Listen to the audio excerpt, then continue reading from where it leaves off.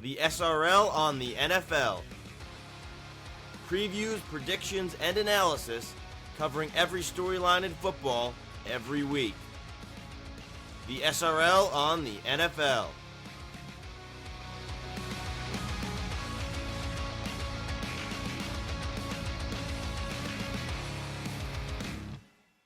All right, everybody, welcome back to SRL on the NFL. We've made it through the regular season, and here we are for Wild Card Week. My name is Brendan Yerkes, alongside Alex Fachaponte. As always, it's been a fun regular season. We did all of our picks, and now this week, we're going to predict the Wild Card playoffs, go over the last week of the NFL regular season, discuss some stuff about the head coach openings around the league, and with some of the teams that did not fire their coach, along with a little bit of draft talk. But it's going to be an action-packed episode, Alex.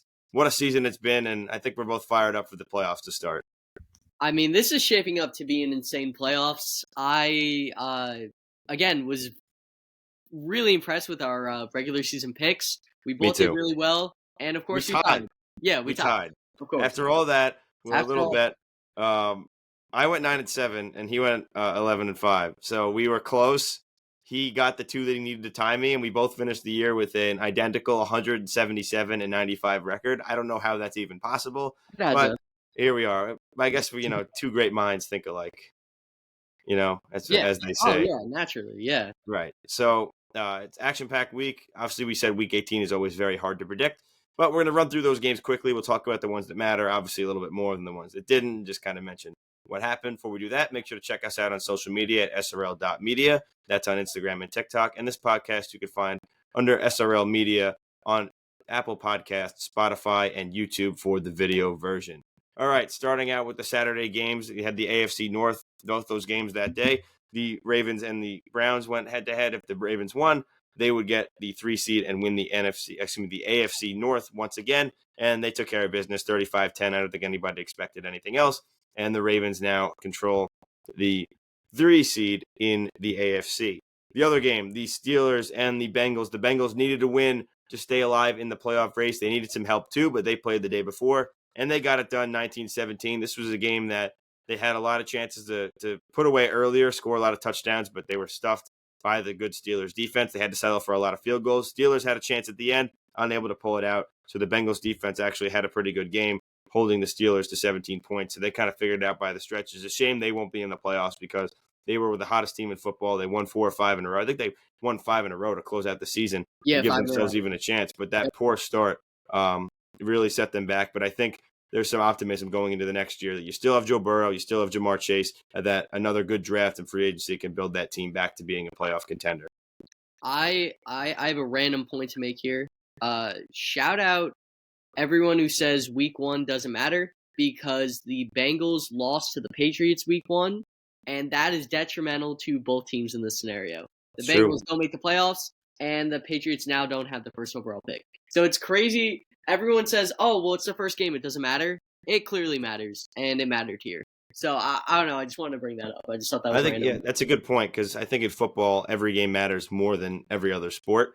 Yeah. Just because there's only 17 games. Like every game is important. If you don't have it going, you got to figure it out fast. And the Bengals went 0-3, and now they're paying the price. They've been one of the better teams in football the last 2 months. So I think they're still thought of as, it's the Bengals, but they haven't made the playoffs for 2 straight years now. And I know they had injuries last year, and this year they lost a lot of pieces, but there's still that threat in everybody's mind. But now 2 straight years without the playoffs is something to think about. So we'll see if they get it back next year. I would think that they do, but for all that talk about Burrow, it's still strange to not have him on as good of a team as they've had. Moving on to Sunday, the Panthers and the Falcons. This game did matter, because if the Falcons won and the Buccaneers lost, that the Falcons would get in the playoffs. But another good game for the Panthers and Bryce Young. They actually win this game in overtime, 44-38. This was an offensive shootout going back and forth. 2 fun young quarterbacks. Bryce Young, 3 touchdowns, 251 passing yards, one of his best games as a pro. And Michael Penix Jr., 2 touchdowns, 312 passing yards, and an impressive game on the ground, especially from Bijan Robinson, too. 170 yards, 2 touchdowns. So a lot of fun offensive talent in this little NFC South rivalry, and could be showing for many years to come. But the Panthers had a better year than I think any of us expected. I said in the beginning of the year, it wouldn't shock me if they went 0-17, and they ended up with 5 wins. So you never really know how it's going to go. I think the other thing with the Panthers too is just the confidence that we're starting to see in Bryce Young. Like, did you see that like highlight play when like he threw the ball for a touchdown and like did a little spin like as he was like that like Steph Curry like Oh turn yeah, on? Like to me that just shows like a big step in his development in terms of confidence. And I feel like that's a big thing that young quarterbacks need. And obviously being in such a bad situation in Carolina, it's hard to build confidence. So he's starting to get something going, which is great. For and that Penix, benching did wonders for him. I mean, yeah, looking back at that, you're like, why would you bench him? You put in a guy that like Andy Dalton, who like he's not really much better, but right. sitting for a few weeks has really changed Bryce Young, and now he looks like he's going to be their guy for a while. But again, if they could add more pieces and make that team better, the sky's the limit. And the Falcons, it's just I think that by this point they just I don't know. They had their chances to be in the playoffs and they didn't take them, and now here they are, another pretty even season, 8-9 once again. So they could add more pieces. I think they'll be right back in the mix, but definitely a tough way to go out. I'd say what's very promising for them though, at least, is Penix kind of already looks like a pro, like in my eyes. Like even though yeah he's a rookie, he made a few mistakes and lost a couple games towards the end of the stretch. Uh, he he looks like a pro to me. I don't know how else to put it, but he just looks like he's been there, done that. Well, I can give you a point with that. So it's the same thing with Bo Nix. These quarterbacks that are staying in school longer are showing to have more success. Michael Penix was 25 years old when he was drafted. That Right, matters. Playing more years, and yes, Penix went through a lot of injuries. Playing more years, getting more experience, you're basically like a pro already. right, Like Bo Nix played at Auburn and Oregon for like 6 years. That matters. For 5 years. of course. Like you play your full years of school, then you could really see that development coming in right away and being able to learn the pro style offense. And you're more mature, you're already built into your body and stuff like that. So it makes a difference. But I think the Falcons are in a good spot with Michael Penix Jr. And again, another offseason for both these teams will both do them good and maybe make that division a little more competitive next year. Even though these two Nice. teams, the Falcons and the Buccaneers, were in that race. But the Buccaneers won. We'll get to that a little bit later. The Commanders beat the Cowboys. The Cowboys season was basically done. The Commanders mattered for seeding. They end up with the 6th seed with this win, 23-19. They go in with a lot of momentum as they had a great hot start, cooled off in the middle, and now turned it back on at the end of the year. Marcus Mariota played in this game and did pretty well. The Bears finally won a game 24-22 over the Packers. Some last-minute theatrics led to the Bears win, and this is monumental for the Packers because they were going to be a higher seed. Now they end up as the 7 and have to play the Eagles, a brutal matchup. That should be a really fun one, probably one of the best games of this wild card weekend, but you would have had a better shot playing a different team, and I think now they're not too thrilled about that situation, but the Bears get a win. I don't know if this doesn't really mean anything other than draft position. I don't know if it builds any confidence either because it was kind of an ugly one, but I guess it feels good to beat the Packers. If you're a Bears fan, that It, kind of means something, it's probably their Super Bowl, like to be right? fair. So Honestly, like yeah. it means a little bit to them, but like ouch. In terms of their draft, yeah, ouch. But it means a little bit. Colts, Jaguars, 26-23. The Colts got the win. Nothing too much there. Just draft positioning at that point. The Colts were eliminated already. The Yep. Patriots looked like they were maybe trying to tank playing Buffalo, but they get the win. 23-16. They put in Joe Milton for the game, and he was actually awesome. Joe Milton played really well. 241 passing yards, touchdown in the air, touchdown on the ground. So very impressive rookie debut for him. And the Patriots now with this win, they lose out on the first overall pick. They fall to 4.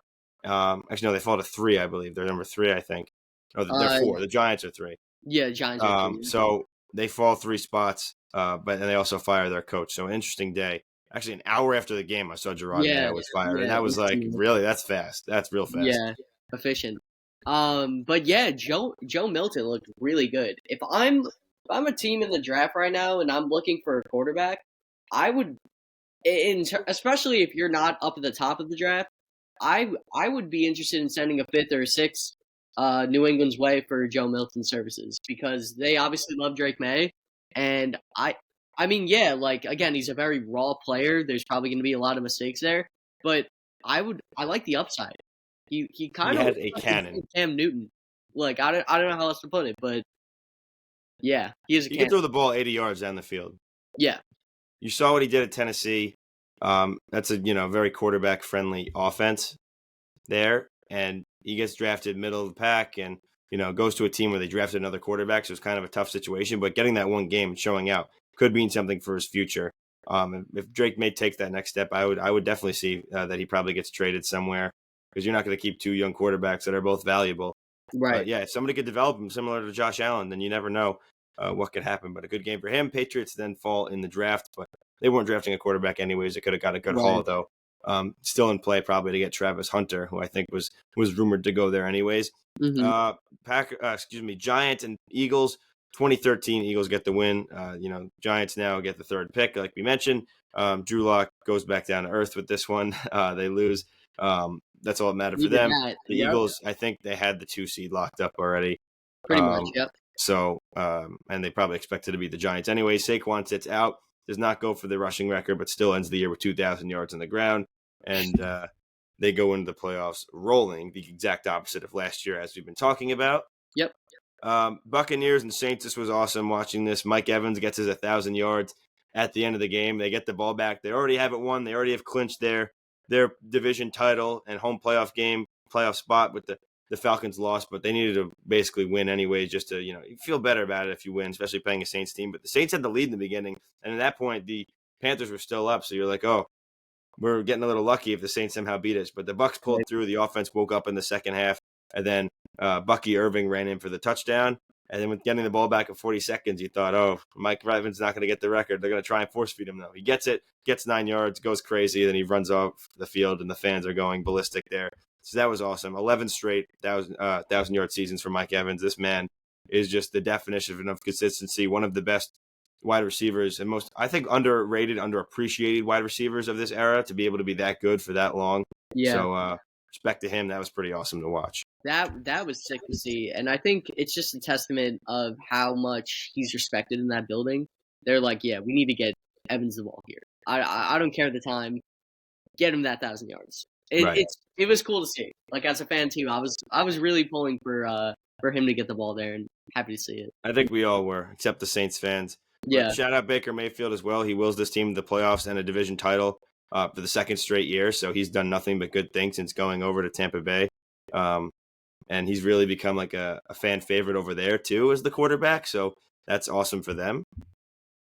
The Texans, they get a win going into the playoffs, 23-14 over the Titans. Still a close game here. I mean, nobody's really playing. They had their division locked up like a month ago, but I mean, I guess it feels good to win, but that doesn't really give me too much hope for them going into the playoffs with this one, just because they haven't looked great for about the last month.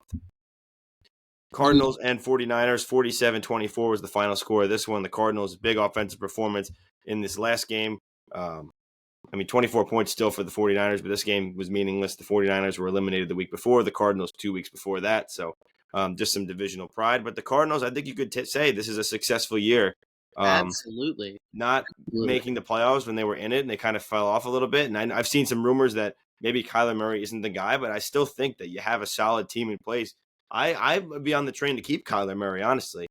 Like, I think that offense had its moments, and maybe there weren't some games that were great, but I think the defense was more the problem there. And I think as you draft more and add more pieces, that can become a successful team, especially showing so much and what they did in this year where nobody expected anything. Jonathan Gannon, second year as head coach, nobody expected anything out of him. He's been really good. So I think a good stepping stone there. And for the 49ers, I think we said all year they've been injured and haven't been able to figure it out. Maybe a nice reset, refresh can get them back in the hunt next year as well. Yeah, I think it's a testament to the Niners because when they had bad years, they always nailed the next draft, and then they're right back into the running. So I could totally see that happening here. But for the Cardinals, yeah, they just need more pieces. I mean, they're good. They're actually a solid team. They're much better than advertised. But yeah, they need more pieces at the end of the day. Right.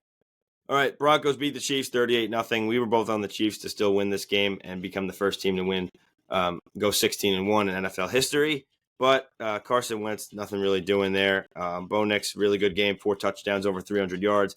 The Broncos at home get this awesome win for them. First time in the playoffs since they won the Super Bowl with Peyton Manning.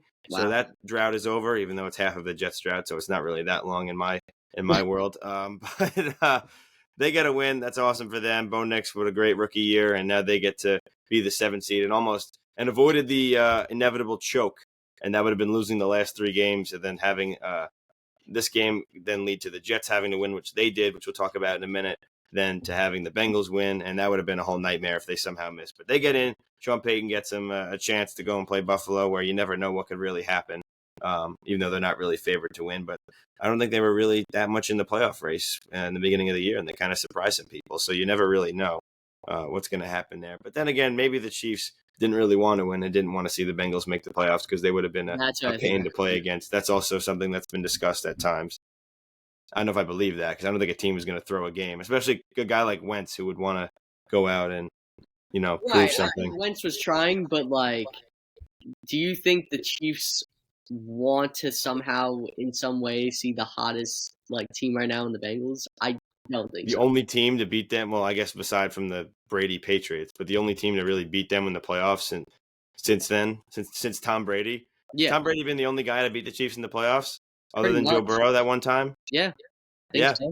It's true. Yeah. I mean, what was the first year they made the playoffs? It was 2019. It was Brady and the Patriots AFC Championship game. Yeah. Next year, they go to the Super Bowl. Yeah. They won the Super Bowl. Then the next year, they won. Duh. They won the Super Bowl. Then they lose to Brady and the Buccaneers in the Super Bowl. Yep. Then they won 2 Super Bowls, and now it's this year. So I mean, that's insane. It's literally Joe Burrow is the only guy who not named Tom Brady to beat them in the playoffs. So I guess maybe you don't want to play them because then if they won in the first round, they would have basically it would have been the Bengals if they somehow won. They would have had them as the 7th seed and the 1 seed, and that's a disaster waiting to happen. So crazy outcome there, but the Broncos are in. The main point of that story. Seahawks beat the Rams 30-25. This one kind of meaningless. The Rams already clinched the division. I think they were pretty much locked into the 4th spot. I'm not sure if that was able to be switched or not, but I think they had that one lined up. But the Seahawks get the win. It doesn't really matter for them. They're out. Geno Smith, solid game. We'll see what they do next year to make some changes because I think they've kind of had the same looking team for the last 3 years. So I'm curious. They like to mix it up because they made the playoffs, I think, 2 years ago. And I think they made it last year, too, if I'm not mistaken. Yeah. So, and they didn't really show much. So maybe they try to not blow it up, but make some changes. You really know what they are. Raiders lose one again. The Chargers win. They jump up to the 5 seed and get to play the Texans with this win over the Raiders. That means the Raiders already fell in the draft. They won 2 games the 2 previous weeks. So I think they're the bottom of the top 10. They're 6th. They're 6th. Yeah. So they were 1 for 2 months and then they fell to 6. So tough look there. Jets and the Dolphins 32-20. This might be the last game of Aaron Rodgers' NFL career. Awesome. We do not know. There's a possibility, but if it is, he went out on a good one. I mean, to me, it pains me because this finally showed the full potential of what this Jets team and especially Jets offense could have been. Rodgers had 4 touchdowns and 274 passing yards and a pick. He threw a pick on his first pass of the game. Right. So you figured they were going to lose, but a really good game. He gets his 500th career touchdown. He stopped force feeding Adams because he needed to just throw it after he force-fed Adams the last time. He didn't end up getting it. It goes to Tyler Conklin, which is funny, but all his buddies scored a touchdown, which includes Devontae, who got one later in the game. Allen Lazard got one. Breece Hall got one, but Garrett Wilson didn't, so that's just kind of funny to me because there's rumors that he can't stand playing with Rodgers, but who really knows what the deal is. So the Jets have to find a way to keep Garrett around. That's besides the point. Jets get the win. Dolphins would have made it in if the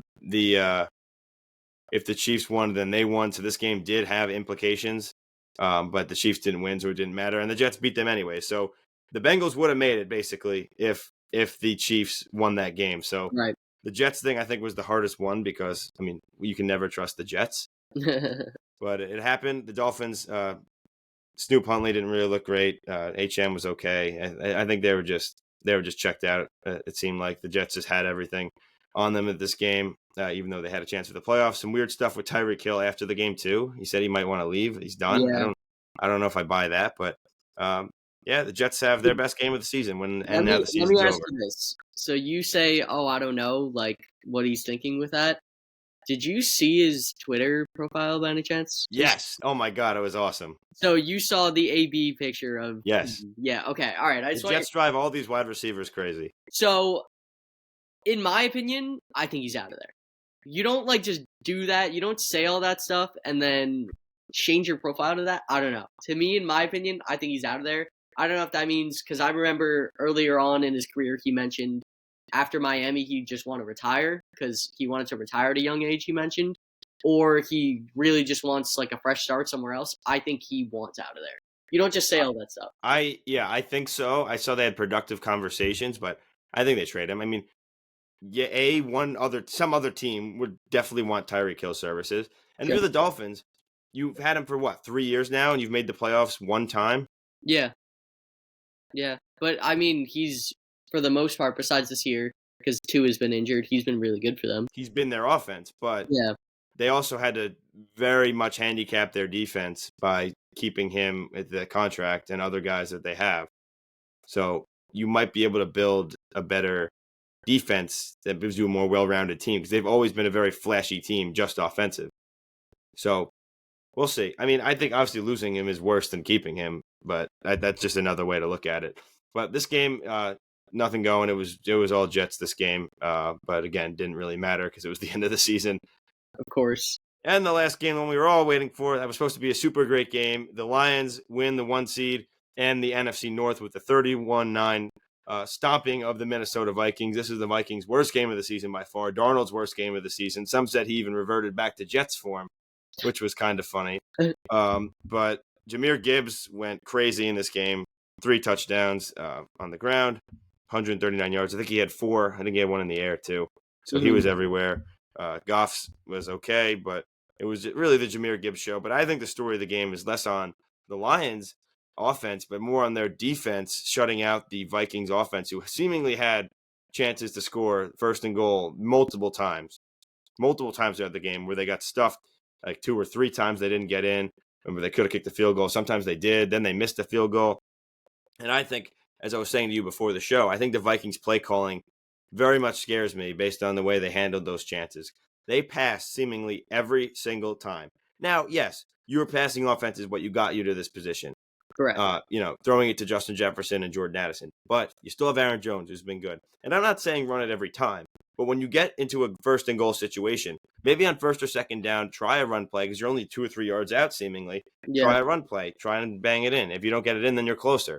And then they just passed it every time, and the Lions locked it down, and they didn't get it the first time. Then they do it again, 4 passing plays again, and they can't break through. Maybe try something different and try and score, because then you're leaving points on the board where at that point field goals would have given them the lead at that point in the game, which they then gave up another touchdown, and they fell behind. They fell further behind. So I just think that scares me a little bit, but they've still put a lot of good stuff on tape against other good teams this year. So this isn't the full-on end-all be-all because they did just lose to one of the best teams. You could say the best team in the NFL, but I think that's just something to think about. I mean, it's definitely something to think about. But again, like you said, like they're facing one of the elites in the NFL. So like, and mind you, they're 14-3 in themselves. Like they're no slouch. So Nope. yeah, I mean, it's a tough game. It's a tough loss. Obviously they didn't look particularly great, but that's what happens in the NFL sometimes. Sometimes you just get beat, and they got beat. I think the point I want to make here with Gibbs is I think he would be the best running back in the NFL without David Montgomery there. But I think, obviously, the change of pace with Montgomery also is great for their team and like keeps both of the backs fresh. So it's a perfect system. But I truly think if Gibbs was like a 3-down back, I don't see how he's not the best back in the NFL right now. Could be true. I remember when they drafted him, it was a reach at the time. Everyone's like, Right. why would you draft Jahmyr Gibbs that early? But it's really paid off. But yeah, that duo is great. Sonic and Knuckles as they go by. Yep. Has been key for their team. And then letting Jared Goff do his thing, keeping it simple for him, when you have a reliable duo at the running back position. So that's it for last week. The regular season is done. Our records were tied, as we said, both with 177 wins. Before we go to the playoff games, we wanted to discuss the coaching carousel after Black Monday. And there's 6 openings. And just kind of discuss, not make predictions for who's going to go where, but each team and situation and some of the names that have been out there.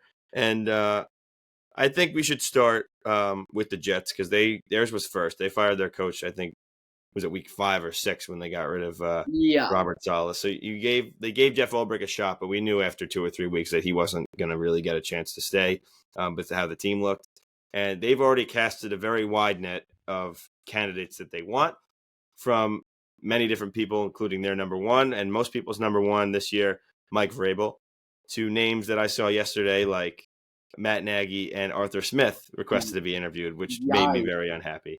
And then they've interviewed Rex Ryan as well, he's the only team. The Jets are the only team giving him an interview. Obviously, their former coach, and he said many times he wants it, so they gave him a look. And there's a lot of names in between, some good, some bad. But I'm curious to see which way they go. And you have to think there's so many good candidates that they can't mess it up, but they will probably mess it up. I mean, if you hire Matt Nagy or Arthur Smith as your head coach, I don't know. you messed it up big time. The episode after that is going to go nuclear, I would say. Yeah. If you're like, there's so many candidates, it's basically hard to mess up. Yeah, they can mess it up with Matt Nagy or Arthur Smith. That would be a disgusting hire. Like, just right. No. Maybe either as like a coordinator in whatever like their specific role, but like they cannot be a head coach in the NFL. I don't think ever again. Well, Arthur Smith was in the running for the job when they gave it to Saleh a few years ago. He was, I believe, top 2 or top 3 in that. So wow. I guess the Johnsons like him. I guess so.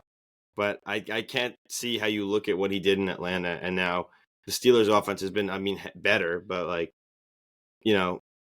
how you can look at that and it's slightly better hire than that guy. Canada's, like, okay. Like, I don't know. Right, that's what I'm saying. Like, they had Matt Canada, and everybody wanted to run him out of town, and they did. And Arthur Smith's been, like, a mad job. He got into the playoffs again.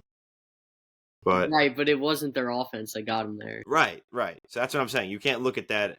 A candidate that I'm very intrigued by, who I like a lot, is Aaron Glenn. And we know both of the Lions coordinators are going to be interviewing for a lot of the jobs around the league.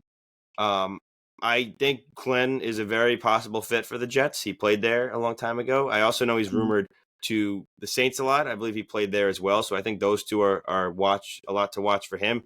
The Jets are not interviewing Ben Johnson, the offensive coordinator of the Lions. And it's not that he's not a terrific candidate. He will get hired by somebody. I guarantee he will. But I think they've already determined that he's not going to want the job. And it's not a fit, really. Like, not that he's not a fit, he's not a great coach, but he wouldn't come to the Jets. And I think that they've both kind of agreed on that. It's just not worth their time to do the interview. So disappointing, though. It is. Well, right. I mean, I didn't expect him to want to go there anyways, but they've interviewed. The Jets are everywhere. I mean, I like the name John Gruden, but I don't think he's ever getting hired by the NFL again. I mean, I think that team needs a culture changer, and he is one. Just don't give him GM powers. Rex Ryan. Rex Ryan. But I'm curious because they should go. That's my opinion. But yeah, you think that's the route they should go? I think so. I think that like a Dan Campbell type approach. Yeah. Because remember when he was hired, it was like, okay, like that's a little off the board, but you need an identity again. Yeah, I think that would be a good move. I really do. I think Vrabel is now basically a shoe-in for the Patriots. They fired Gerard Mayo, and he played for the Patriots. And I think if Vrabel wasn't on the board, maybe Mayo would have gotten another chance. But I think there were rumors that teams were willing to fire their coach just to get Vrabel. And I think that's just a perfect match. Absolutely ridiculous. But they also have the quarterback already in Drake May. So it's a very high chance that it's Vrabel, Drake May, and that's the combination. So but to hear that teams are firing their coaches for Vrabel, to me, I think is absolutely ridiculous. I know you've made your point clear about Vrabel.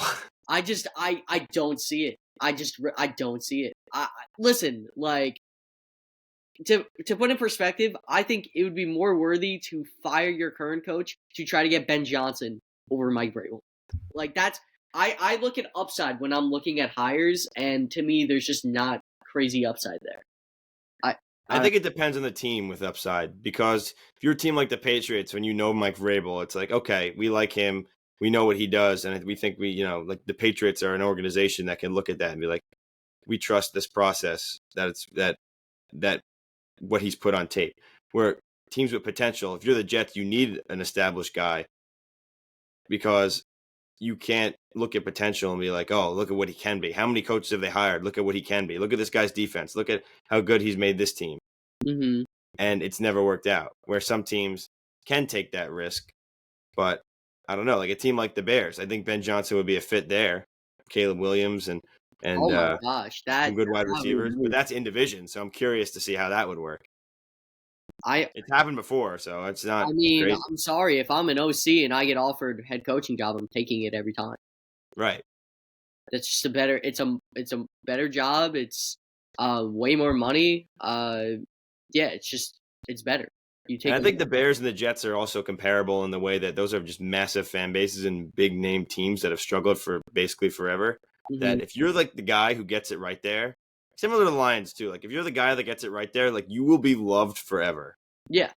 Oh yeah. So and there's both of them have some keys to work with. It's not like you're entering like maybe they're dysfunctional, but it's not like the talent is zero. Like there's stuff to work with in both of those places. No. Whereas if there's a team like Jacksonville, you go there and you're like, okay, like the Raiders, okay. Which I don't think they should have gotten rid of Antonio Pierce. That happened today. I think that's a mistake. The team wasn't very good, and I think he was a good motivator. I And now you're getting your top 6 draft pick. I don't know, but it's the Jaguars Peterson I think was the right call. I I actually I mean I like Doug Peterson as a coach. I I don't know why. I just think I think he's pretty solid. Uh yeah, Pierce I don't agree with as a fire as well. I think that there wasn't enough time to fully get him established. I liked his vision. He also helped to will that team when he was the interim coach and he Right. was very good in that role.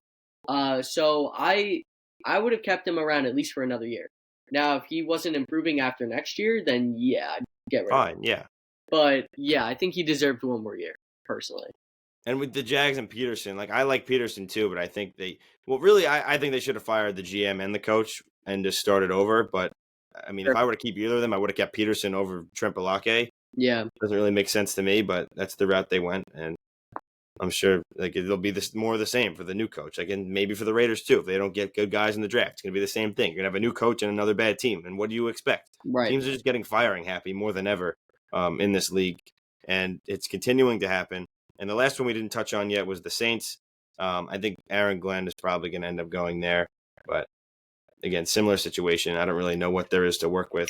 Not as bad as the Jaguars and the Raiders, but yeah.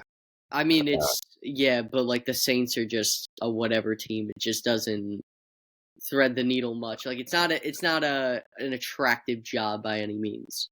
I would They're think I would split them into half based on attractive jobs and unattractive jobs. I would say the attractive jobs are the Bears, Patriots, and Jets, and the unattractive jobs are the Raiders, Jaguars, and Saints. I think that's a fair way to look at it. say your unattractives again. The Saints, Jaguars, and the Raiders are the 3 unattractive ones. Uh, I think the Jags actually could turn it around relatively quickly. I think that they have a lot of solid core pieces. I don't think that's considered to me an unattractive job. The other ones, yeah, they're pretty unattractive. But I think the Jags, if maybe they just really need a new voice, and that's what it really is at the end of the day. But I do like Doug. Like I think Peterson is solid, but maybe they just need a new voice in there, and that'll click with Lawrence and everything. I mean, Because every job has their positives and negatives. Like I mentioned with the Jets, the positives, you have a great young core that just and like the offensive line's basically like good. They had a solid line. Like, there's a lot of good pieces there, but then the bad, the organization is a mess, and the owner's a disaster. yeah, Like the yeah, Bears are similar in that way, right. and things like that. But before we go to the playoffs, teams that we think maybe should have made some changes that didn't. There were 4 that we wanted to mention.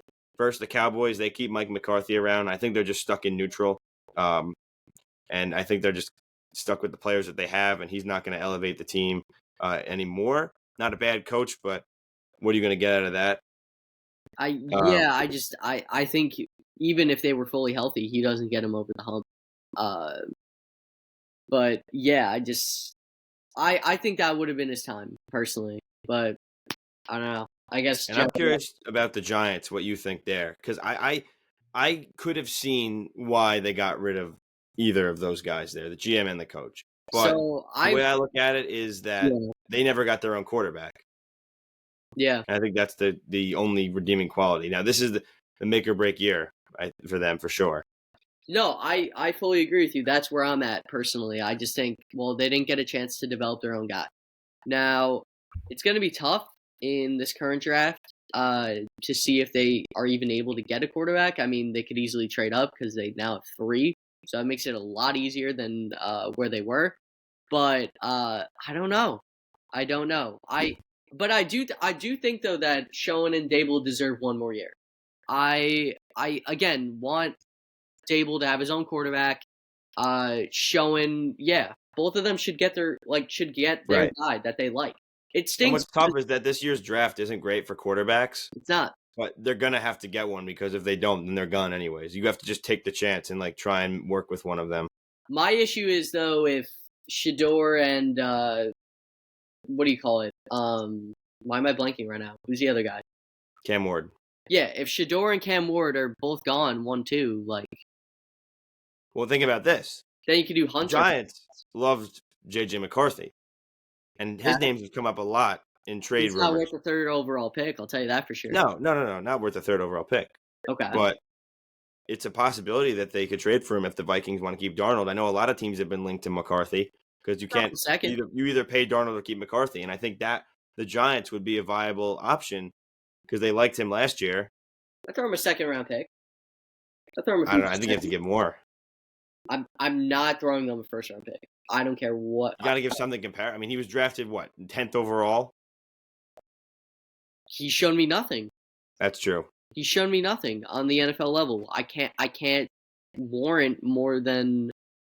Yeah, I can't do it. Unless you throw in like another player that maybe they like, and that could equal like quote unquote Possibility. value.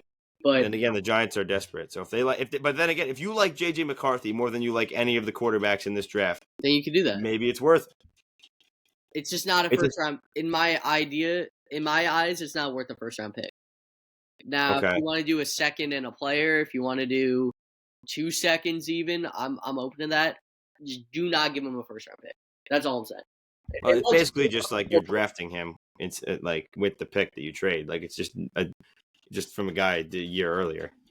Right. It's just I don't know. To me, because to be honest, I'm personally not high on McCarthy. Like I didn't feel like he was that great in college. Like they were more of a running offense, so maybe he wasn't able to show off his talents. But I don't know. To me, there's not enough insane upside for me to warrant giving up a 1st round pick yet. I get that. Yeah. That's right. Another one's the Dolphins. They kept Mike McDaniel and their GM, Chris Greer. Those don't really shock me. I didn't think they should get rid of either of those guys, but they did put out a statement that they're retaining them. I know maybe there were some brief discussions, I think, from the media that they would possibly think about moving on. I think they never said he was going to get fired, and I think we're all not shocked to see that they're staying. And then again, if they have the same struggles next year and they don't make it, I would think that they're both gone. But that's a story for that point. Yeah, I think McDaniel is a very solid coach, and yeah, it's just a tough season, especially with the injuries to Tua. It's tough, and it's a very competitive AFC. But what do you call it? Yeah, I mean they're gonna have issues now this offseason though, with now Tyreek Hill probably wanting out, and how are you gonna settle that? Are you gonna get draft picks? Are you gonna get young talent? I don't know. I don't know what you're gonna do. So if they could settle that all out, and maybe I don't know, we'd have to fill out the rest of the roster maybe with the money that Hill was getting. We'll have to see, but it's going to be interesting for them, definitely. And the last one is the Colts. Year 2 with Shane Steichen as head coach. Didn't make the playoffs again. Were close, lost some games that they probably should have won, and especially in a not very good division. But I think I also agree, give them another year. It's not worth firing a coach that early, and some of their draft picks haven't really hit. Right, Richardson hasn't been as advertised, and that team is just. I think there's just like an expectation for some reason that's higher that team is better than they actually are. I don't know if you get that vibe too. No, I get that. They're always in the mix, but I think it's also partly because they're in that division. Like they're not a bad team. I don't think they're like that great of a team. No, it's a fair point, and yeah, like you said, they haven't really hit on their draft picks. But I could say this, like, yeah, they've been kind of mid the past couple years, but it could be a lot worse. It could be a lot worse. They have a solid foundation. They just need to hit on some picks. They really need to hit on some picks. Maybe throw out some money in free agency to really fill out the roster properly. They're not a bad team. They're not a bad team. They could figure it out relatively quickly. Right. So if they don't figure it out next year, then obviously he will be gone as head coach in Indianapolis, but he gets another year to figure it out. All Yeah, right. So quickly, the draft order. The Titans, now with their losing, they've become the worst team. They get the number 1 pick. So good thing I picked them all year. Congratulations. You get the first pick, Tennessee. nice. Browns are second. They're going to probably draft a quarterback. They still have Deshaun for now, but I think there is a way out of it. Giants are 3. New England falls to 4, but they don't need a quarterback. Jacksonville at 5. They don't either. The Raiders do at 6, and the Jets are at 7. And Carolina, New Orleans, and Chicago round out the top 10. So draft discussion, not going to really do much about it today. Just wanted to mention that's the top 10 of the draft. As we get closer to it and the playoffs are over, that'll heat up, and we can kind of discuss the rumors we're hearing, stuff like that. Maybe do some mock drafts, but we got playoff football to worry about first. So let's talk about this wild card weekend. Should be a lot of fun. Me and Alex are going to go through our picks and kind of go through our whole brackets, at least at this point, just for this week, which will probably be wrong after we maybe miss on some of the games, but you got to try. I mean, if you go undefeated, it's got to mean something in the playoffs. Definitely. All right, so make sure to check us out on social media once again at SRL.media on Instagram and TikTok, and listen to this podcast under SRL Media on YouTube, Spotify, or Apple Podcasts.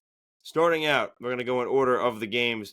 Saturday, there's 2, 4:30 p.m., Chargers and Texans. It's in Houston, and we're both rocking with the Chargers here. I think going in that Houston has not shown much. They've kind of coasted along all season. Again, bad division, not beating too many teams. They've had some nice wins. They beat Buffalo earlier in the year, stuff, but that's a long time ago.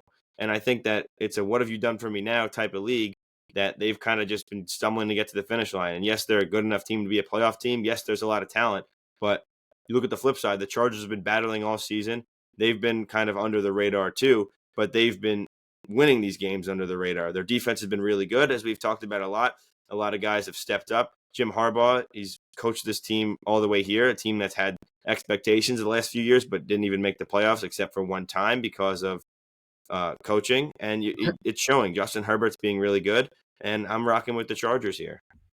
Yeah, I mean, like you said with me, I'm also going with the Chargers here. I just think that they're one of the most slept on teams in the NFL. Their defense, again, like we say, is like kind of no name-ish, but they show up. And their offense is just solid enough. I think it's going to be a good grinded out game. Taking Chargers here 20-13 on the road. Yeah. Yeah, I think it's going to be a big gap here. I think it's going to be a big game offensively for the Chargers. I'm going 27-10. I'm going to have them winning by a lot of points. Cool. Just the way I see it going. Houston at home, but not going to be much. They got the win last year over Cleveland when they came in, but they had Joe Flacco playing. It's a different situation. But give us the Chargers. The night game on Saturday, it's the Pittsburgh Steelers and the Baltimore Ravens AFC North matchup. Third time this year, and the Ravens are rolling. The Steelers have stumbled into the playoffs like they have in recent years, and I'm rocking with the Ravens. I think it's going to be a classic AFC North battle, so it's not going to be a crazy blowout or anything like that. But I think that the Steelers are going to get held to field goals like they have a lot of times this season. They put up a lot of field goals typically. I have them losing 27-16 to Baltimore, especially with Baltimore being the home team. That matters. They won on the road earlier in the year, but I don't think they're going to be able to do it again.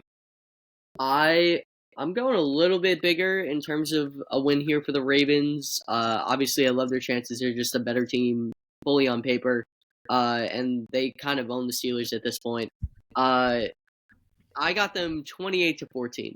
I just think the Steelers' defense is gonna maybe crumble a little bit. I think Lamar is usually pretty solid in the early rounds of the playoffs, so I like his chances there. And yeah, this Ravens team has been rolling. I mean, they've their lowest win the past 4 weeks has been by 17 points. So they're rolling right now. The Steelers have lost their last 4 games. So two teams trending in the opposite directions. Give me the Ravens by a good amount here. All right, on to Sunday, 3 games, Broncos, Bills, and the Bills, they're the 2 seed. The Broncos found a win, haven't played great as of late. Big win last week, and I still have the Bills winning, but I think this is going to be a much closer game than people realize. Denver's done that all year. They've kind of surprised some teams. Defense is really good. The offense has shown they can be really good at times, and I think this is a good favorable defense for them to go up against. It's going to be a shootout. I have the Bills winning 31-30. I think it's going to be a really good game. Both teams can handle the weather. Buffalo at the 2 seed, they have expectations. They've been playing really well. I have them winning this game at home. To me, this smells like, remember a few years ago when the Patriots snuck into the playoffs with Mac Jones and they played the Bills round 1, and everyone's like, oh, watch out for the Patriots. They may sneak up on them. You never know. And they got absolutely smoked. And I mean smoked by this Bills team. I just think I just see the Bills running away with it here. I just feel like they're always good also in the early rounds of the playoffs. And they've shown up against good defenses. I'm not concerned about this offense. They always put up points in Buffalo. So give me 31-7 by Buffalo. And that's not to trash on the Broncos. They've had a great year. They should be very proud of it, but the Bills are just a different beast right now. Rookie quarterback too for the Broncos, so we'll see if that has any impact. But he played in some big time playoff games before. True. All right, Packers and Eagles. I think this is probably going to be the best game of the weekend. Very exciting. Sunday at 4:30. I feel like it should be a night game, but that's just me. This was also week 1, the second game of the season in Brazil, if anybody can remember that one, where the Eagles got the win that time, and I said they didn't look so great, but they still won. Well, I'm going to take the Eagles again this time, but I think they're going to look a lot better, and they're going to have to. It's the playoffs. But let me just say, I mean, the fact that the Packers are the 7th seed, I think I've already said that, is crazy, but it's setting up for a good game. It's going to be tougher than some other 7 seeds that are around there, and it just stinks on the Packer side of things, where you could have played the Buccaneers as the 6th seed, but as a 7th seed, you have to play the Eagles. And I'm rocking with the Eagles. Like I said, 24-17, I have the win. They're at home. I know Hurts is banged up right now, but he'll be back, ready to go. Saquon will be ready to go. And I think that maybe they'll be a little bit affected by that, but still, they're the better team. They're going to be able to pull it out. But still, Green Bay, they shocked the Cowboys last year, shocked an NFC East team when they were the 7th seed a year ago, and I don't really see the same happening here.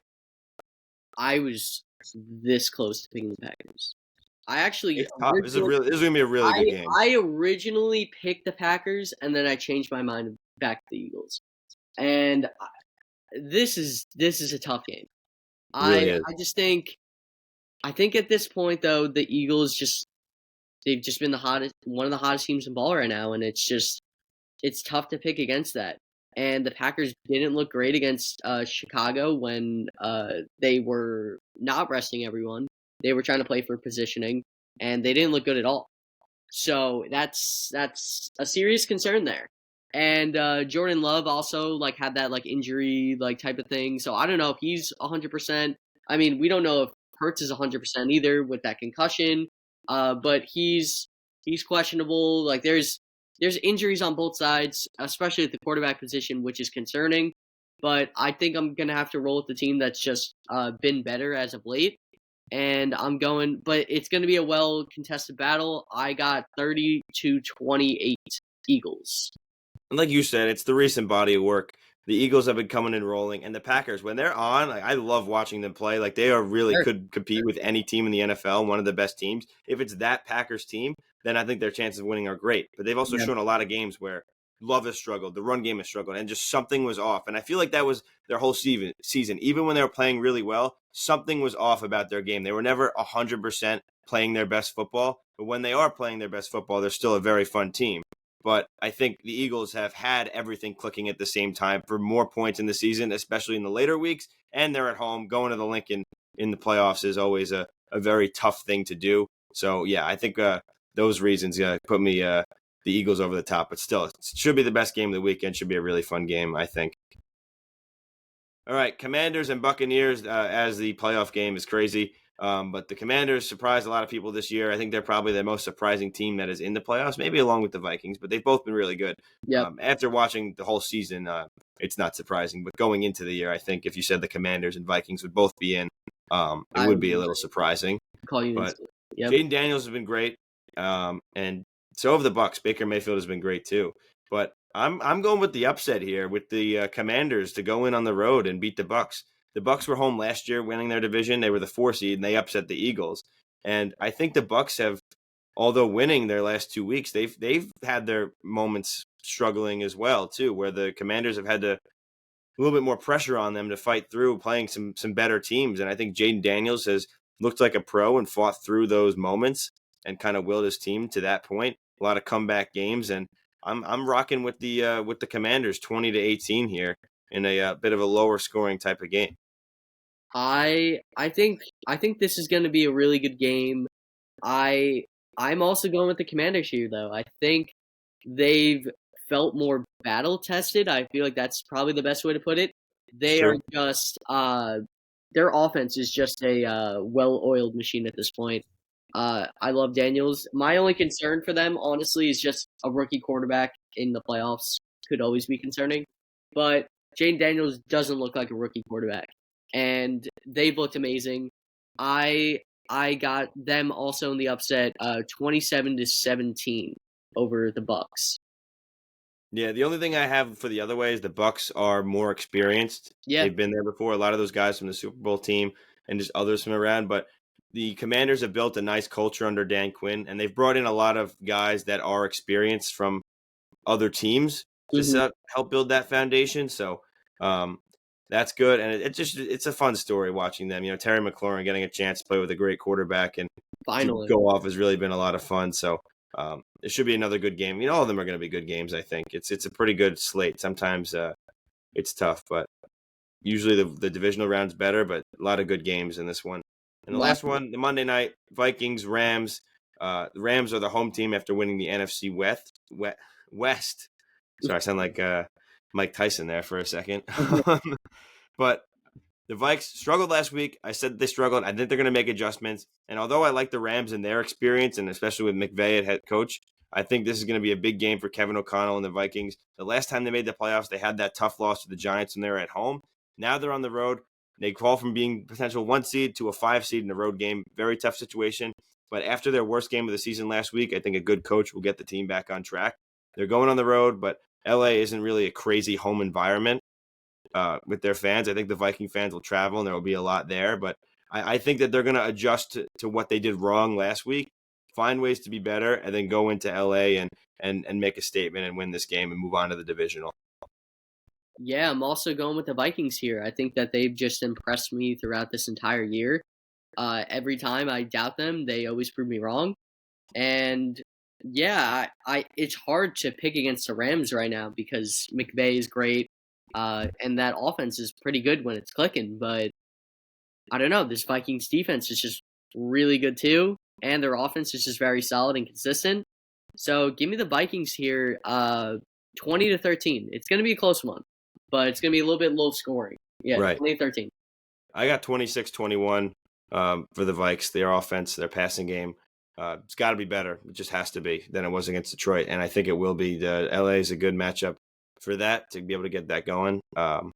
So I think they will. But that's our predictions. Quickly, we'll go through after those what we think is going to happen the rest of the playoffs just for this week. And if teams that we pick to win lose, then obviously the next subsequent weeks we're going to do just those picks. But our overall brackets right now, if you're looking at the AFC for those teams that won, we both all had the Bills, Ravens, and Chargers. I would set up a cheap game between the Chargers and Chiefs, where I have the Chiefs winning, and then between the Ravens and the Bills, I would have the Ravens winning.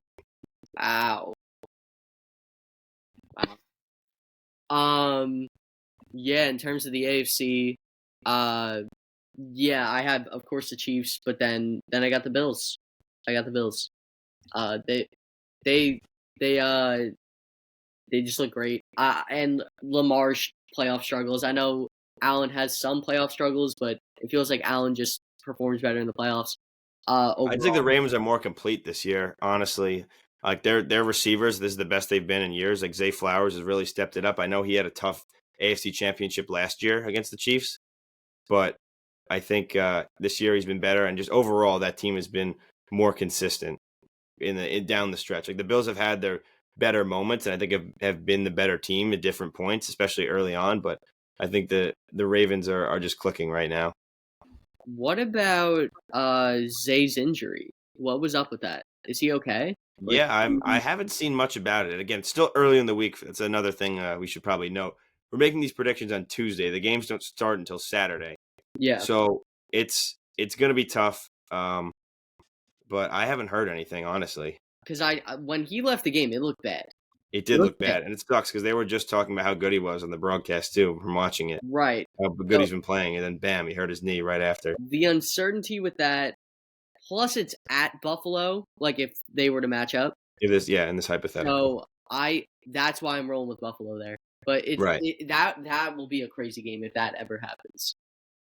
That would be a very good game, and then Yeah. that would set up a in the conference championship for me. It'd be the Ravens and the Chiefs. I'd be rolling with the Chiefs again to make it back to the Super Bowl because it's just hard not to. But we haven't seen any playoff tape from them this year because they have the bye. But who would you have in your AFC Championship in the famous Chiefs Bills game? So in the famous Chiefs Bills game where the Chiefs usually always own them, I will actually take the Bills this time. Wow. And I've done this a few times and been wrong.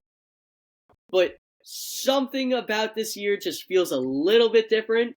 So I'd be going with the Bills. No, I see it. The Bills. The It's Chiefs something's just off. haven't looked as dominant, even though yes, they're 15-2, which that's one of their best records in recent years. They don't look as good, and the Bills just look much better as of right now. So I would be going with the Bills in that hypothetical, putting them in the Super Bowl for like the first time since the 90s. Yeah, since they lost 4 straight. Wow. Yeah. It's crazy, but all right. To the NFC side, with our games, we both have the Eagles, Commanders, and Vikings. So that would set up a game between the Commanders and the Lions. That one, I have the 1-seeded Lions winning over the Commanders, and then in that Vikings Eagles game, I also have the Eagles winning. So I have the 1 and 2 moving on in the NFC. So yeah, I have the Lions beating Washington, but again, that would be a very I think that would be a shootout, honestly. I think that would be a really good game. But That would be fun. I actually have the Vikings upsetting the Eagles in this hypothetical. Oh, baby. Because the Vikings, again, have been slept on this entire year. They're a 14-3 team. So are the Eagles. The Eagles look great. So I'm not trying to trash on the Eagles as a Giants fan. But I just think, I don't know what it is. I feel like the Vikings have always proved me wrong. And there's always going to be upsets in the playoffs because it is a single game playoff. So there's always going to be some upsets. There's always going to be some random kind of teams that move on a little bit that you don't expect. So that's where my random little upset is going on here, and that's why I'm picking them over the Eagles. A little bit of revenge for the 2018 Yeah, NFC Championship I didn't game. think of that, but yeah. All right, so then for me, it'd be the 1 and the 2, the Lions and the Eagles in the NFC Championship. And I would have the Eagles winning that one on the road. So that would set up a Chiefs-Eagles Super Bowl rematch in my hypothetical world here.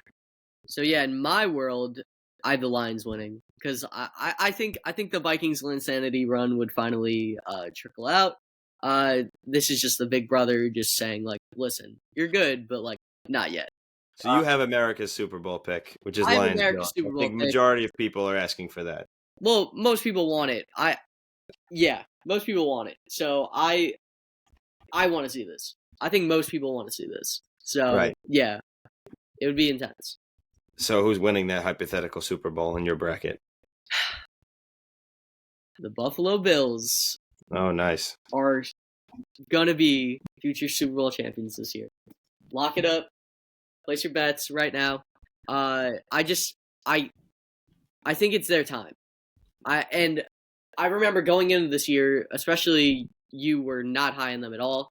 I thought they just lost a lot of pieces. Like they had a large core that they had to get rid of, and they've had guys step up in a way that I didn't expect. I think this may be the best version of Josh Allen's Bills. Well, it's the best version of Josh Allen. No, I think this is the best like Bills team that they've like actually. It's just crazy. It's true. It is true. You're not wrong. It's just crazy that it's ended up that way. Been under him. I don't know. I don't understand how this roster is better than their team from the last 3 years. I don't know how, but it is. It is. It is. And I think this is their time. Now I think the Lions obviously will sting a lot for them to finally make the Super Bowl and then not win it. But I think it's the Bills' time.